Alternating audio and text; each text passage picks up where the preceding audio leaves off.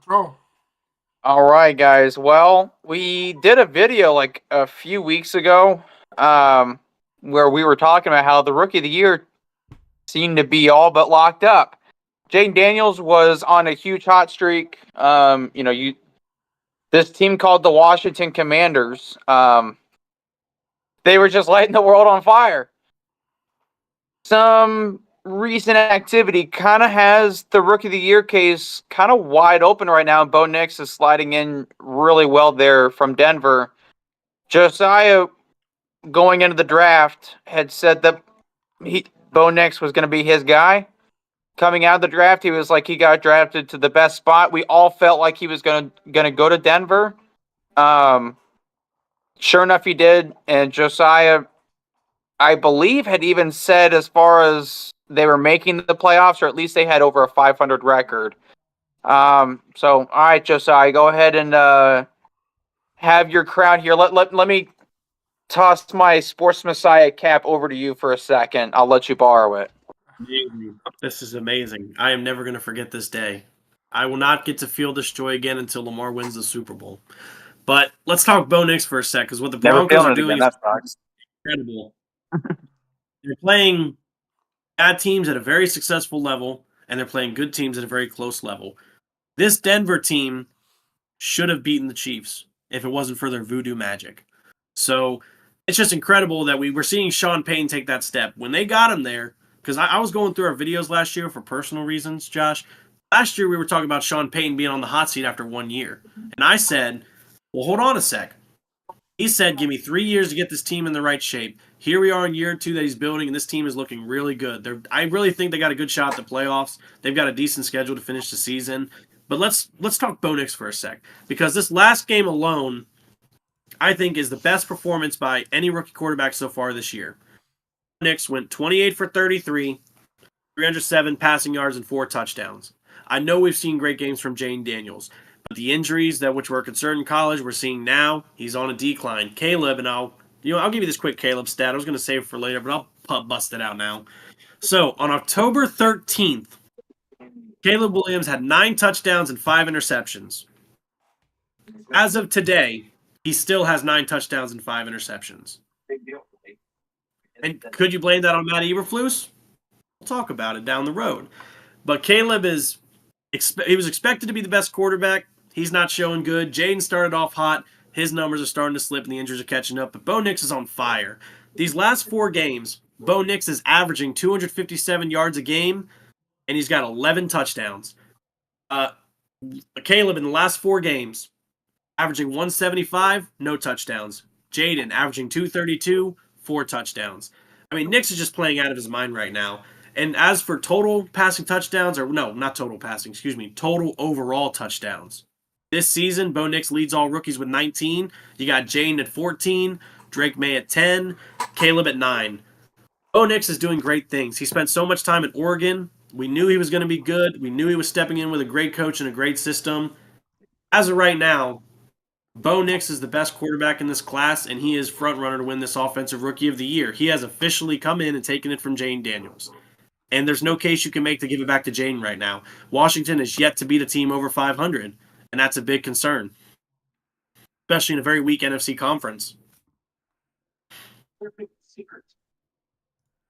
Yeah, I mean, I don't know about you, Tyler. I tend to think that it's fairly close still, because for me, I kind of look at the Rookie of the Year for football as an extension of the MVP for the rookie class. Well, when I think of the MVP, most valuable player, what did you do for the franchise that took them there to that next level? It's not like we're talking about Bo Nix winning the division. I know they had the Chiefs in the division, and they've been off to a really hot start. But, I mean, the Eagles are no slouch. That's who Washington is sitting there competing up there with for the division. And let's be honest, Washington, they drafted higher, which meant they sucked a lot more than Denver did their last year. But they just went through a whole change. Like, Washington over the last few years has just been a huge toxic situation. In our lifetimes, they have not been relevant. They had the couple years there with RG3 and then Kirk, barely, and then you got a glimpse of Taylor Heineke, but outside of that, I mean, you really haven't gotten anything from a quarterback perspective, and just from a relevancy perspective. We talk about the Commanders more now, and so I would still lean towards Jayden gets the Rookie of the Year right now, but I do think it's very wide open, and I think that if Jayden continues to slip a little bit and Bo continues on this rise that he's on right now, I'm okay giving it to him, provided that Commanders don't win the division. I think if they win the division, Bo Nix's argument's already out. Yeah, I mean, to me, some people on this show predicted that Washington would make the playoffs. And I don't think anyone in sports media was predicting that first year Drake May would make the playoffs with Broncos. So that's kind of how I look at it. Washington at least had some sort of expectations. I don't know if people thought they would be 7-4, but I do think they had some expectations. I mean, the Cowboys won 12 straight games, 12 games, 3 straight years, and then the Eagles getting Saquon. I don't think that there were a lot of people that had the Commanders making the playoffs at all. I'm just trying to give you flowers. I know. I thought you were saying like that was a huge take there throughout the meet. I'm like, no. That's why I am the sports messiah. Is I did call that just Yeah. Okay. So right now, though, let me ask you guys about this rookie class. Of the 5 quarterbacks taken, we'll exclude McCarthy and Penix because they're on the bench. Clearly, you can see that Jayden and Bo are better than Caleb right now. Stats prove it. Teams prove it. Is Caleb not going to be the best quarterback in this class moving forward? I mean, I know he's a rookie, but we're talking about an NFL where rookie quarterbacks get 15 games max and they get benched and barely get the chance to start and lose their confidence. I don't think Caleb's getting benched simply because it could be an Eberflus excuse. But if we go into next season and we see Jayden and Nix going again, we got to start having the Caleb Williams bust conversation. I mean, look. Let me ask you this: do you respect Sean Payton as a play caller? Absolutely. Do you respect Cliff Kingsbury as a play caller? He took Kyler Murray to the playoffs. Okay, but he had Patrick Mahomes in college. And he got Kyler Murray to the playoffs. Kyler Murray is getting himself to the playoffs right now. Finally. This is the first time that he would end up doing this without Cliff. I think that... Well, okay, let me just put it apples to apples comparison here. Cliff compared to Shane Waldron. I know they just end up letting him go, but which one do you respect as a play caller more? Because that's an easy... I personally would rather go with Cliff. Of course it's Cliff. That's not even a question. So, couldn't I argue that I think that this year he's not going to be the best, quarterback, at least it doesn't look like it. But over the next few years, Josh Allen wasn't the best quarterback there in his draft class right out of the gate either. Took him about 2-3 years, kind of got the whole because that was a huge thing with him, was the accuracy and then the turnovers. And, I mean, gosh, this year he's barely doing the turnover thing at all, but it took him a little bit, and now, I mean, Josh Allen, I think, is inarguably the best quarterback that came out of that draft class. That's just disrespectful. That's disrespectful, and I'm not even going to comment on that last comment, but what I will say is you can make that excuse for Caleb not having the good play caller, but I was told this offseason the Bears have the better offense for Caleb to step into. They have more weapons than Bo Nix has in Denver and more weapons than Jayden has in Washington. This was supposed to be a really good offense with a very compliment defense. Right now, they just have not been able to get anything produced on offense. You can blame the play callers, but you got to blame the quarterback at some point.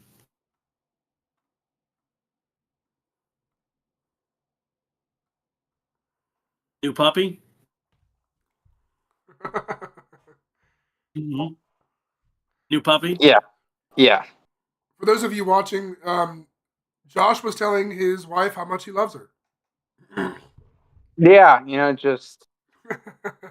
Oh, my gosh.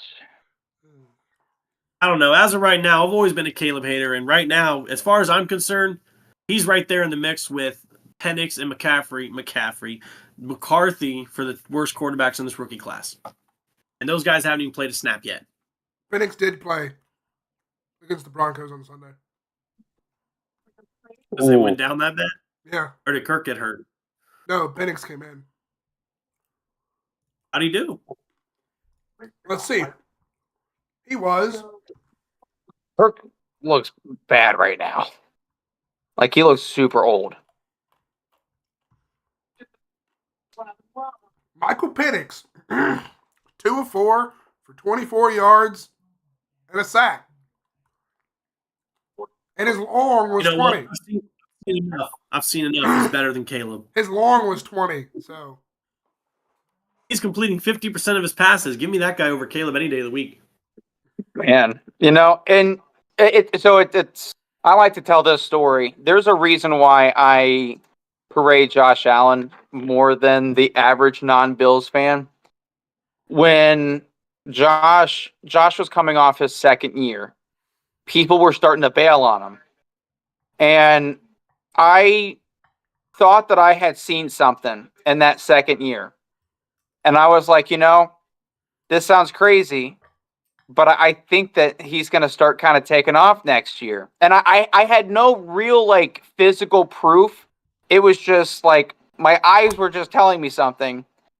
I went online and I bought a rated rookie of his for $30. It was really cut down low. For those that don't know sports cards too well, rated rookies are normally one of your more protected rookie cards that you can end up having. It's one of the better ones that you can have. When I end up taking that, dude, it starts shooting up there in the following years afterwards. I think Caleb's gonna be one of those guys, man. You're gonna buy that rated rookie after year 2. Year 3 ends up coming around and it'll start taking off. And I'll say here, I'll take all your rookies. Go ahead, sell all your stock. I got you. Will Caleb Williams be a bear by the time he starts to tick off? Oh, that's a great question because we've seen what Sam Darnold was able to do finally taking off. Gino? Yeah, but I mean, those guys weren't the prospects that Caleb was. So if he's even half the prospect that he was supposed to be, you would think that they would at least make the playoffs before he ends up leaving, even if they don't have a great head coach necessarily. We're going to get into Eberflus, I'm sure, later on here, but something's got to be done on that front. The play calling situation, I don't know if they'll be able to get right. If they do, I look forward to it. I mean, something else I'm kind of looking forward to. The Sanders going to Dallas. So, look, Michael Irvin goes on to Colin Cowherd's show yesterday and says that if the Cowboys drafted Shedeur Sanders, if the Cowboys drafted Shedeur Sanders, Dion would follow him to Dallas as the head coach. And obviously, Mike, I don't think that there's a single soul out there that thinks that Mike McCarthy is coming back next year. And I include Mike McCarthy in that. I think that he knows that he's coaching a dead end thing here. The Cowboys could certainly use the relevancy. If I'm Dallas and I'm sitting at 3 or 4, because I don't think they're going to have the worst record. I don't think they're going to get the number 1 overall draft pick. The Giants, they're like, we could start Drew Lock, but we want to try to get Shedeur, so we're going to end up starting Tommy DeVito. I could see them winning that game at the very least. That'll give them 4. That probably gets you at 3 or 4 there in the draft.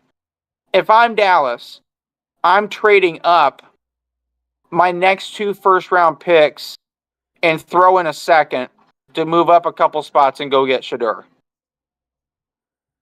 I know they just paid Dak, but that's where I'm at. Okay. Here's why you keep Dak. as much as he has not been having a good year and the injury stacking up, Dak is still arguably a top 5 NFC quarterback, first off. Second off, McCarthy has been a disappointing head coach for the Cowboys. We've seen that. He was disappointing. He got the one Super Bowl with Green Bay, and he has just not been able to get back there since, kind of like John Harbaugh. But I've got the numbers here to give you an exact reason why. Dak Prescott playoff record, 2-5. Sounds like Lamar's. Tony Romo's playoff record, 2-4. Tony Romo played 13 years. Dak Prescott's in his 8th year. Tony Romo played 156 games. Dak's played 122. Dak's only 3,000 yards away from passing Tony Romo's all-time. He's got a better quarterback percentage overall, better quarterback record. He's better averaging passing yards per game.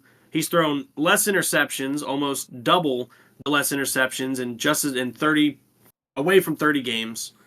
Obviously, the more rushing yards, 29 rushing touchdowns to 5.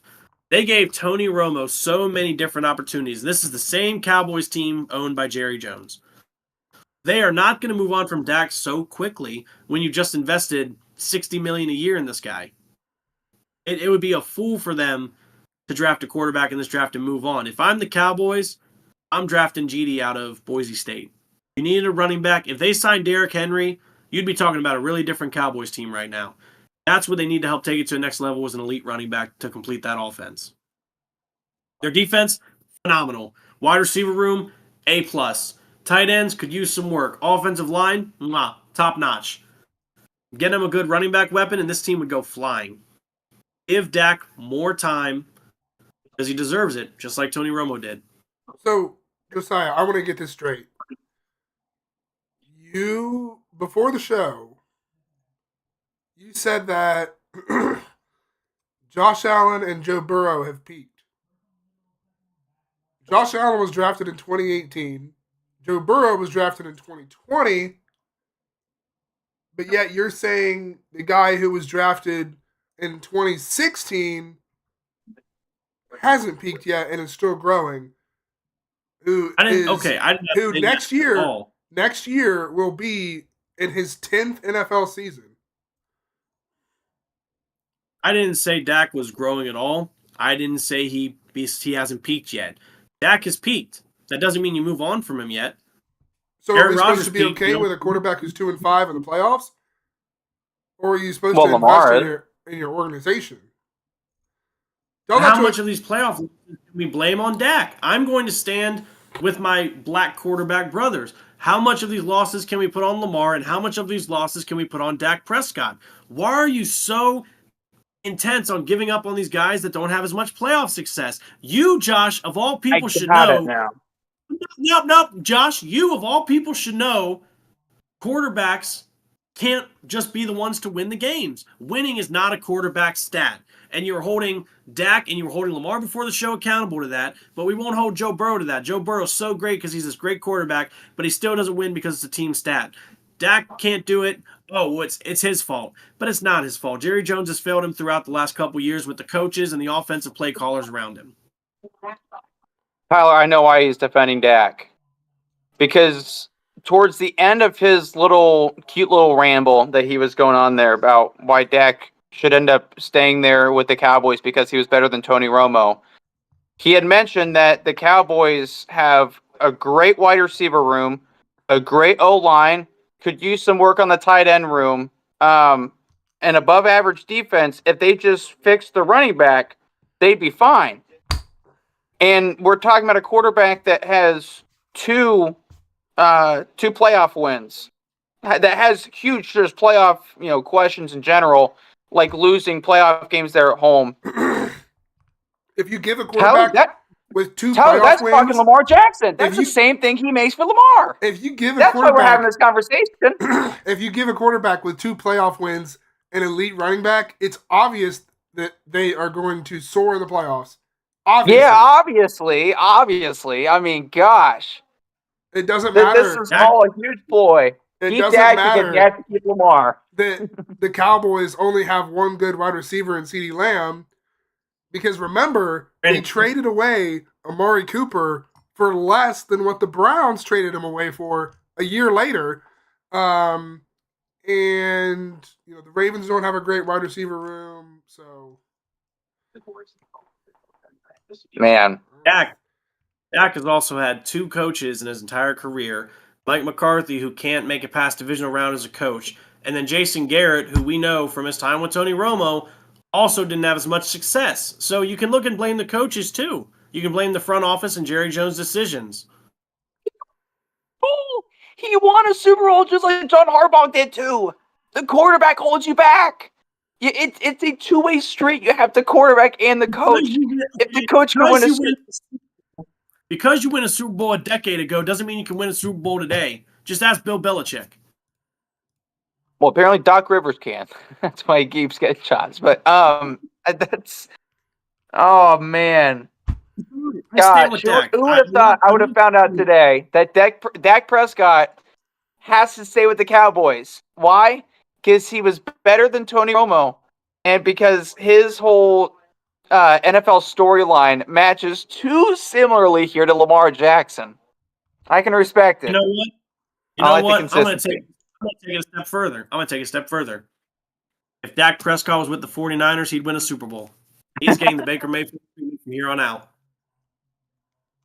Do you think that he would have ended up going and doing a quarterback sneak, sliding there with 14 seconds left with no timeouts there at home? You think he would end up doing that to the Cowboys? Or do you think that at home he would end up losing 52-6 to the youngest playoff team in 30 years? You think that he would end up being in a position where he would have to have his running back snap the ball to him there, again, at home in a playoff game to the same team that you just did that quarterback sneak to the year before that? You don't give up on your $60 million quarterback. If they wanted to give up on him, they had the ability to move on here, and they didn't. Why would they move on suddenly after one bad year and a plague of injuries? When haven't they lost by less than 20 points at home over the last, I don't know, calendar year? Like I like the last 8 home games. How far back do you have to go now? Josh, it's a bad season. The Cowboys are a fantastic team, but it's a bad season and a bad lead by the head coach. We talked about McCarthy needing to move on 2 years ago. Every year we come on here and say the Cowboys need to move on from Mike McCarthy, and they don't do it. How can you say it's Dak's fault when you also want to say it's time to move on from McCarthy? You got to pick one or the other, because you know that a team is not going to get rid of quarterbacks they just paid. Look at the Jaguars. You said it earlier. You just paid Trevor Lawrence this much. He is ass. But we're not going to move on from him, but we'll move on from Doug Peterson after 2 years.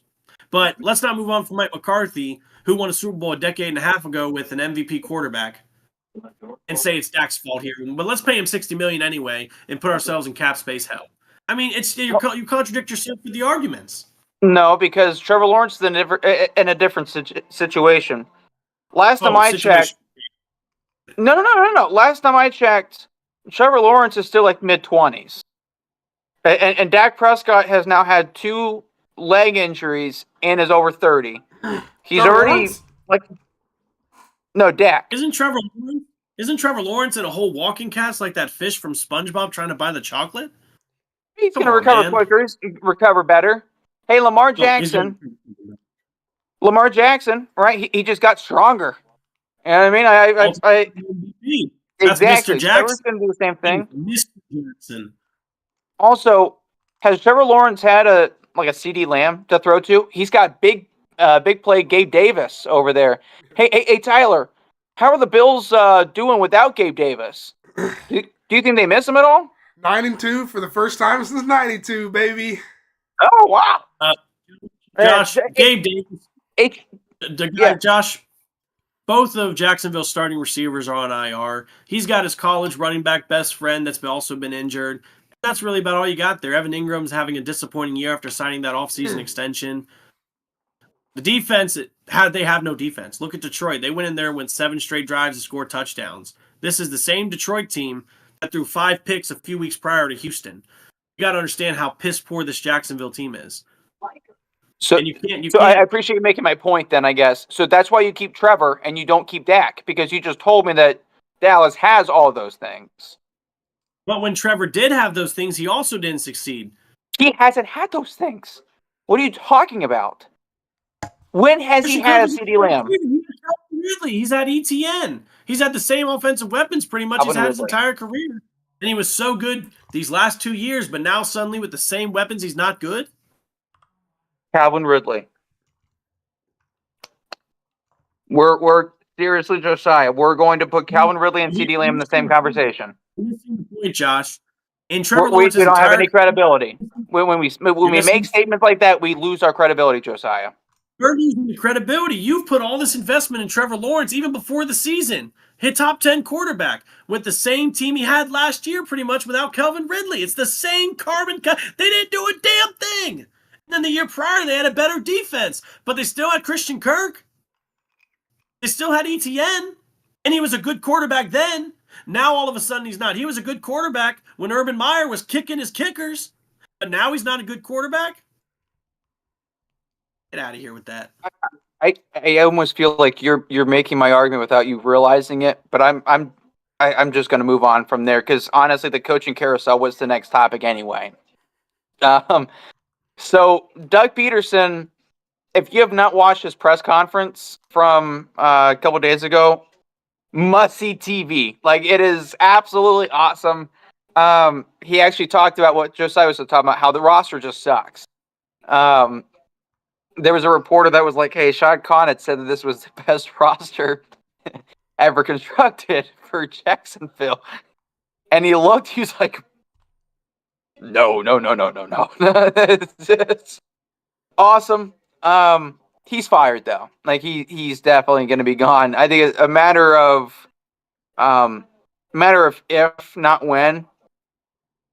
Who do you guys think is a head coach that, whether we're talking about it or not, who do you think should be the next head coach fired? Or just a head coach, I guess, in general. Well, there's very easy ones. I don't want to go for the easy straws, but obviously Peterson's name's in there, Eberflus. You can make cases for McCarthy, as we have. You can make cases for Taylor. There's got to be one surprising coach, though. I don't want these basic ones. And I think it goes to Indianapolis with Shane Steichen. Letting Anthony Richardson have the temper fit he had a few weeks ago, the constant benching and switching back and forth. This was an offense coordinator for a very good Eagles team that made Jalen Hurts look like an elite quarterback. And now Hurts is returning almost to that status, but he had that regression when he left, which you would expect. He should be taking the best of Anthony Richardson, and instead we see one week where the Colts look like a really good football team, and I guarantee this week when they go to Detroit, they're going to have 7 touchdowns scored on them as well. So, I mean, the Colts are a team to watch because you got the Texans who are really good there in the South, Jacksonville who should be good and is going to try to get better, and then Tennessee who I think needs a new quarterback and a new face, but they can still compete. And you got the Colts who should be a playoff team with the talent they have and they're not. I think Shane Steichen's a good name to watch, especially if the Colts shit the bed in the second half of the season.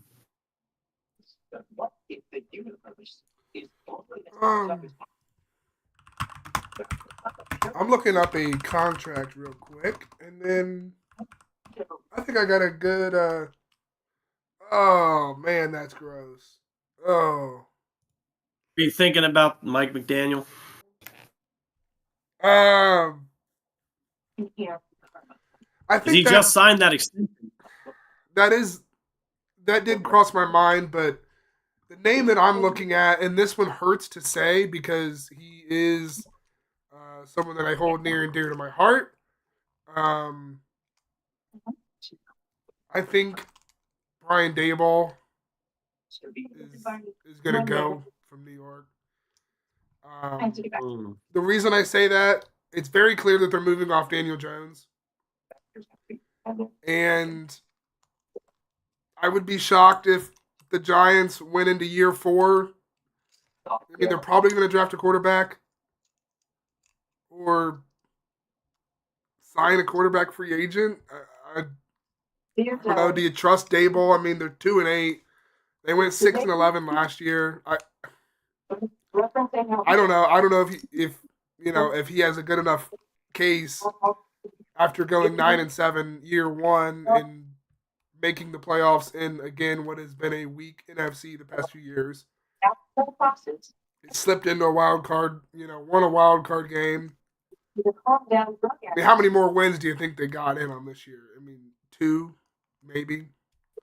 You know, Giants had a rough schedule finish. So I don't know. I mean, do you let him try and develop a new quarterback, or do you start fresh? I don't know.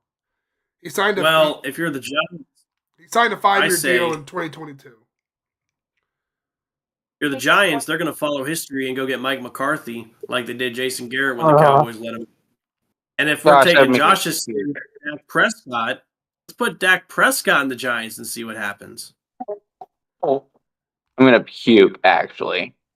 You just said that the Cowboys should move on from Dak, and did you not say before the show, if they were to, there'd be teams that would want him? The Giants have to be in that conversation.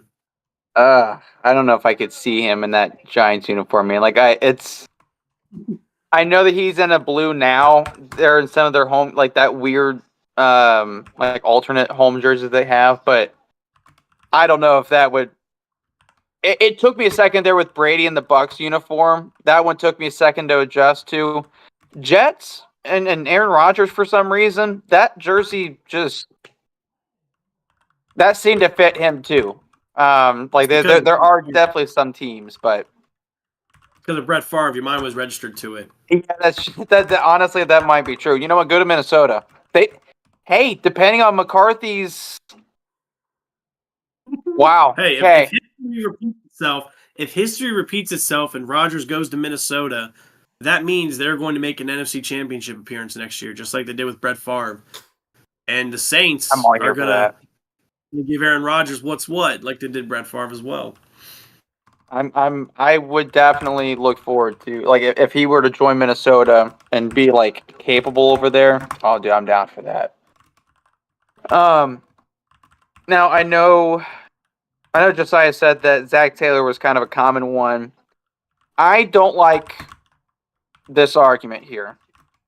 I am for firing Zach Taylor, but for the complete opposite reason of most Bengal fans.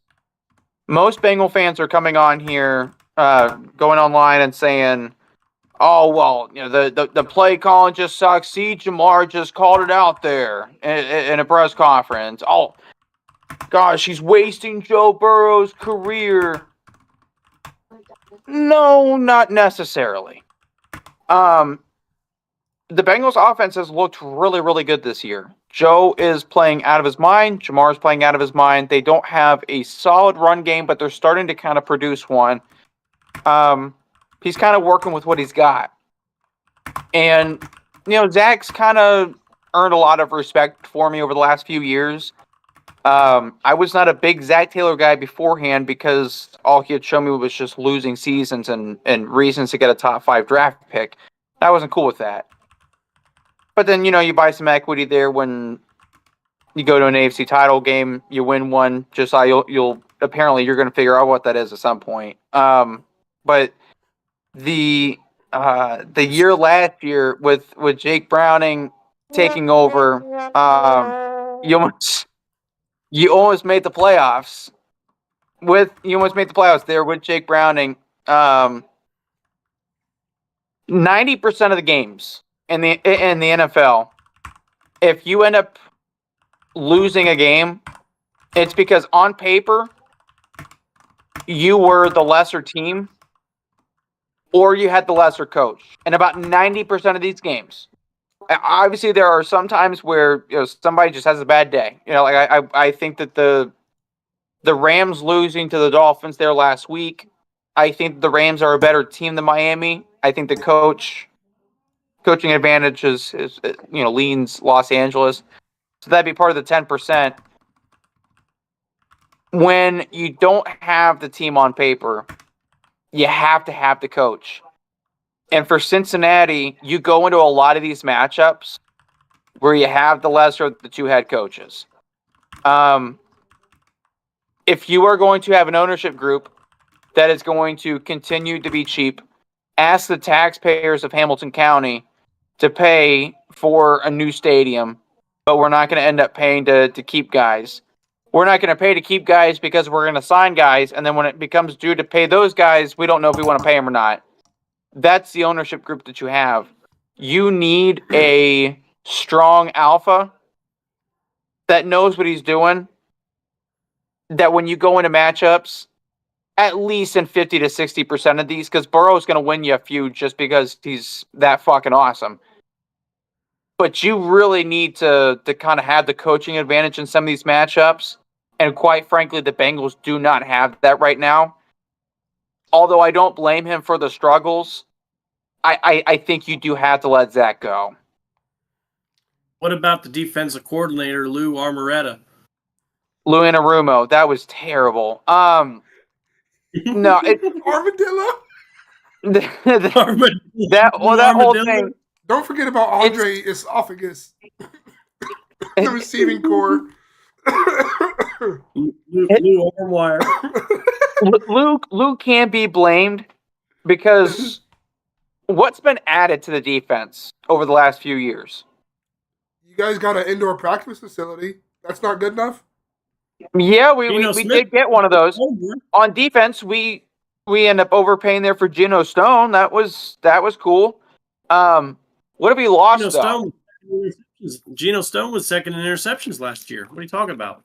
Yeah, man. Oh, you actually lost 3. You lost Jesse Bates, Reader, DJ Reader, and Chidobe No, time out. I've been here long enough to remember when Josh told me, let Jesse Bates walk. Safeties don't matter. So now you finally understand why safeties are important? Josiah, because they had said, we aren't going to do this because we are going to pay T and Jamar. That's what they said. You're not paying T. Gone. T is gone after this year. T is gone after this year. Well, that's a completely different conversation that we're having. We were having the conversation of, well, we're paying these other guys, that's why we're letting them go. Now it's, well, we can only end up paying Joe and Jamar. We're working with the same amount of money that every other NFL owner is, but yet we can only pay to keep 2 of these guys around. That's what the Bengals are doing. Like we're talking about letting Trey Hendrickson walk. Musical chairs. Are you fucking shitting me? You're going to let him walk. That's such a Mike Brown thing to do, too. How are you like? It's not like you have like a Russell Wilson $90 million dead cap hit, or you're the Browns where you got to drop somebody and it's going to be $170 million there against your cap. No, like cap wise, we're not doing that bad.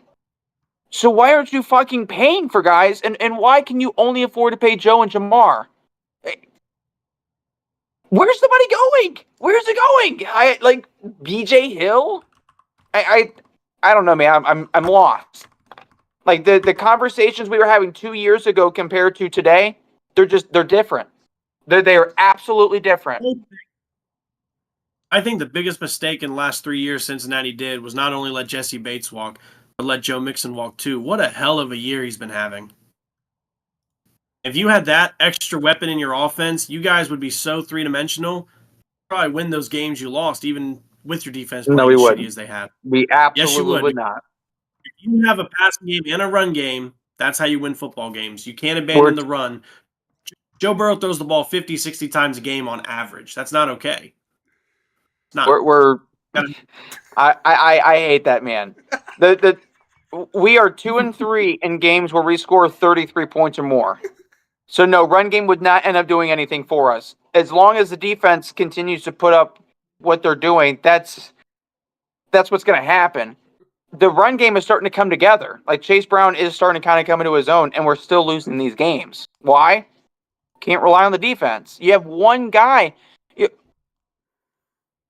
I'll say you have 2. Trey Hendrickson and then Logan Wilson has been going off this year. But that's really just from a tackling perspective. Like it's not like he's creating turnovers or anything. We can't get a turnover to save our lives. We have Cam Taylor-Britt on cups there at Skyline, and now he's getting benched. We don't have anybody. So you can't blame Luke for not having it. Hold on. The backtrack is real because I remember when you told me Cam Taylor-Britt was the best corner in the AFC North. I remember when you told me you had the best linebacker duo in the AFC North. I think we do. Now all of a sudden they suck? I think we do. You were just talking about how Roquan was having a great year, right? Oh, no. You were saying he was having a shit year. Roquan's having a great year, but honestly, it's Patrick Queen and Alex Hightower or Highsmith. What's his name? Alex Highsmith. for the Yeah. Steelers. Alex Highsmith and Dante You're thinking Hightower, of right? Patriots. Steelers have the best linebacker core in the AFC North right now. As a matter of fact, if the Steelers keep this up, what's stopping them from going on a Super Bowl run? They've got a veteran quarterback. They got a veteran quarterback who's been here before. They've got a veteran coach who's won one already. And the defense is playing out of its mind right now. As long as the offense does not have to throw 200-plus yards a game to win football games. That is how good only the against defense Baltimore. is playing. If they keep it up, against every team in the NFL. Look at the Steelers. They win every game by a little bit, but it works. It's a good formula. If they keep this up, they can compete with any team in the NFL. Even the Chiefs. Man. You just have like sugar plums dancing there in your dreams, and you'll see it tomorrow night, because I think we all forgot there's a big Thursday night football game tomorrow that nobody's advertising. Steelers and Browns. That's a good one because why? Last time they advertised a Steelers and Browns Thursday night football game, Mason Rudolph got hit in the head with a helmet. Okay, they like to keep I know this is going to be cinema. TJ Watt got to return the favor for Jameis Winston. Hey, I'm down for it. I am down for it. All right, guys. Well, if you have not already, don't forget, subscribe down below, ring the bell so you don't miss any sort of content. Head over to X, follow us at JJ in the evening. Join the conversation over there. Who Day? Let's trade Joe. Let's trade Jamar. Let's go, baby. Lamar Jackson, MV3, Josh Allen,